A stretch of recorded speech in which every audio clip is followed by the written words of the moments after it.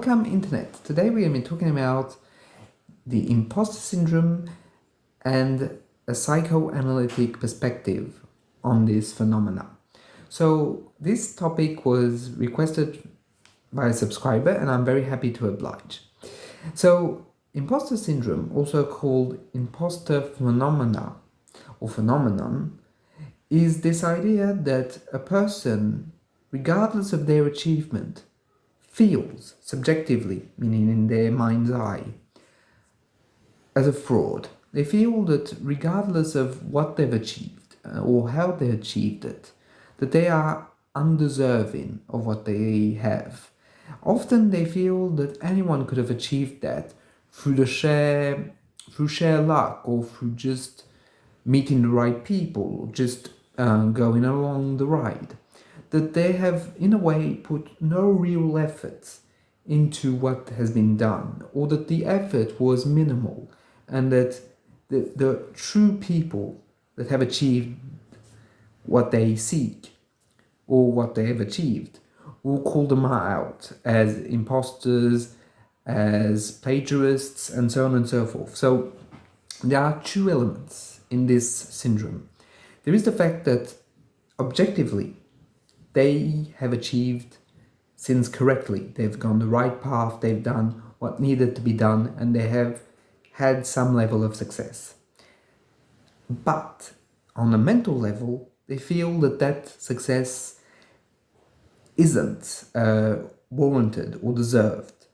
And often there is a deep fear that other people in the same field will attack them or criticize them thoroughly. So it's very interesting to me, first and foremost, to see that level of contrast, because regardless of the degree of achievement, it's still an achievement, but it's denied to the form of ego. Here I'm using ego in the Freudian sense of self, or this part of the personality that is the most conscious. So what is happening? So for me, at least on a surface level of analysis, is that the person who has imposter syndrome, in a way, is unable to, unite their representation of themselves with the ideal, because the achievement often is considered ideal. And if you have reached the ideal, but you yourself are not ideal, then what are you but a fraud? So why do they have this powerful feeling? Because it is very powerful when you feel it. Well, I believe that it's because that sense of ideal takes a whole part of the psyche. It becomes invested not just for the achievement or for the reality of the achievement, whatever it might be, right? It gets infused with unconscious representations and images.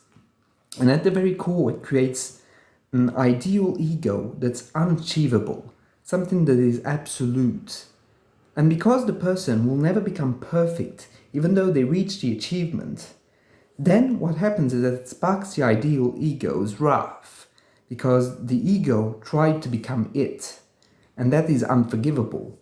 Therefore, it forces judgment on the ego. The ego, receiving the judgment, tries to basically protect themselves by basically pushing it out, by projecting the ideal onto another figure, i.e. the real achievers, the ones who are the real McCoy, regardless of the field or of the achievements. But this ideal and the ego can't merge, because that would be too scary. I also think that, in a way, that ideal is unconsciously linked with the ideal image of a parent. So you might say, yes, but the parent doesn't necessarily work in the field in which the person has achievements. That is incredibly true. But, and this is a very important element in my reasoning, at a very young age, children feel that their parents are experts in everything, that they know absolutely everything there is to know about life, about the universe, about physics, about medicine. They're all knowing and all achieving, right?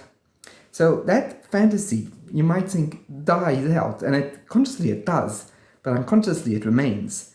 Often, for example, when we go and see any form of expert, we tend to assume that they know best, that they have the knowledge, something sacred almost that we don't have. And I think that in the case of imposter syndrome, it's exactly that it's at play. It's that you've reached a level where you know, but that does not connect on an unconscious level with the image of the parent. The image of the parent that's all-knowing is what it is. It's a fantasy, but one that's unachievable. Therefore, when the ego is confronted to the fantasy of an ideal parent, it's like, no, I don't know as much as the ideal parent. Even feeling that gap between this ideal and themselves, i.e. the ego is lost, because the ego can't become the ideal, but neither can it deny its achievements. So it's kind of blocked in a blocking. I also think, and this is, let's go back to Freud with this, I also think that reaching the ideal is also becoming like the parent, i.e. becoming able to achieve a form of state in which the child gets up to the level of the parent and basically can do the same. So fundamentally that opens up an Oedipal potential. However, that Oedipal potential comes with guilt, because as we know, once there is this aggressive drive to basically have relationships like the adults, there is a part of the child that feels guilty to try and achieve that. And that, I think, is basically what's happening in imposter syndrome, is that the individual is achieving basically the same or more on an unconscious level than the parents. Therefore, there is a form of guilt that comes down of, you're never supposed to achieve that. You're never supposed to go beyond the parent. Or even worse, you're never supposed to basically understand that, in a way, being a parent is not ideal. That being a parent or having knowledge is imperfect. And that not the people that are there don't know everything. And I think that imposter syndrome is a way of keeping that unconscious image and its energy still very alive in the mind. Not consciously, of course, unconsciously. But this ideal still weighs in so strong. And it doesn't dissipate. As we can see, there's the guilt on the ego that's basically pushed down. And the ego just feels it. But the ideal then gets projected onto other people. Other people that they will know what is right and what is wrong. In a way, in a very interesting way, the ideal doesn't die. It just gets projected out of the ego. Because when we look at it, when the people are trying to achieve, they're in a state of acting, i.e. they are doing things in order to get to the ideal. Therefore, they haven't achieved it. But once they've achieved it, then the ideal has to leave. Because you can't achieve an ideal. You can't be perfect. But in the unconscious mind, there is no contradiction. There is no conscious limitations, like you can't be perfect, you can't know everything. In a way, as I was saying earlier, this ideal parent is absolutely perfect, because that's the point of view of a child. And the point of view of a child does not necessarily imply limitations. And you might think, yes, but when we grow up, we put layers upon layers. And of course we do. We put layers upon layers of our understanding. But the core fantasies still remain very infantile. And one of those infantile beliefs is the all-powerfulness, the all-knowledge of the adult. And when we ourselves become adults and achieve perhaps even more than our fathers and mothers, we realize that, in a strange way, it wasn't necessarily as hard as we thought. Or it doesn't give us the miracle of all knowledge. We are still very limited.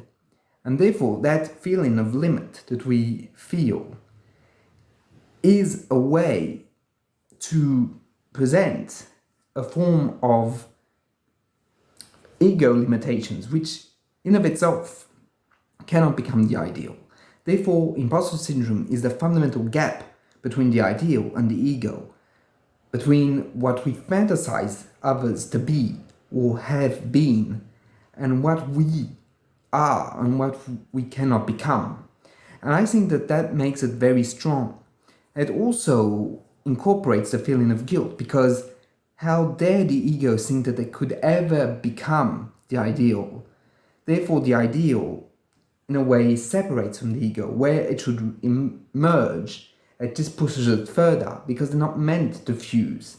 Because the ego is never meant to lose itself into the ideal, or very specifically in groups or momentarily, just to achieve something, but it's not supposed to remain fused.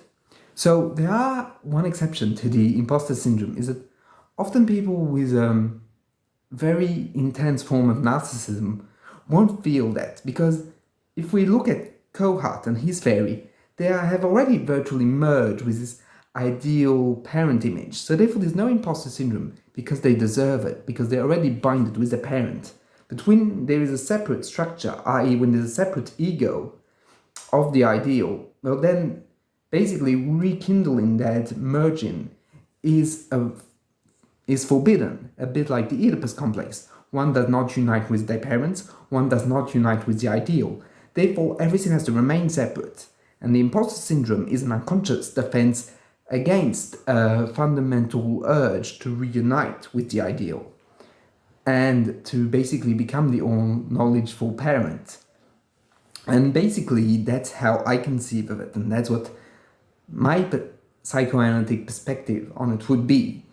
However, and I have to stretch this, I don't want this to become a truth or the absolute reasoning, right? It's more like my personal opinion on this very interesting phenomenon, especially because often people that experience it don't really understand it, because they have achieved what they've achieved. They're not frauds, and that's what makes it interesting, is because it's purely intersubjective, i.e. it's from the subjectivity of an individual to a subjectivity of another individual. And I should note, because I haven't talked about it, because here I've used virtually intrapsychic understanding, i.e. from self to self, or within the mind of the individual.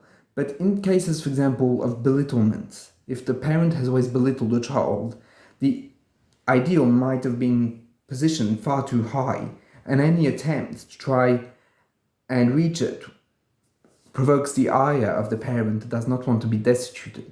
So there's, I think, a lot of things we could add, of like the traumatic impact of certain parents that belittle the child, that reduce the child to powerlessness, and when the child dares to try and reach out, then there's an unconscious fear that the parent will come and destroy them. Therefore, they feel that they have to hide. An imposter syndrome and the fact of saying, I'm not that good, or it's only through luck that I've achieved it, is a way of hiding. And I think that I didn't insist enough in this video, and I think that there's thousands of cases where imposter syndrome might be something else than what I've described. However, I do think that there's something that might be interesting in the way I've presented it today. At least I hope so. Anyway, I hope you enjoyed this video. If you have any questions, feel free to put them in the comments, and I'll see you in the next one. Bye.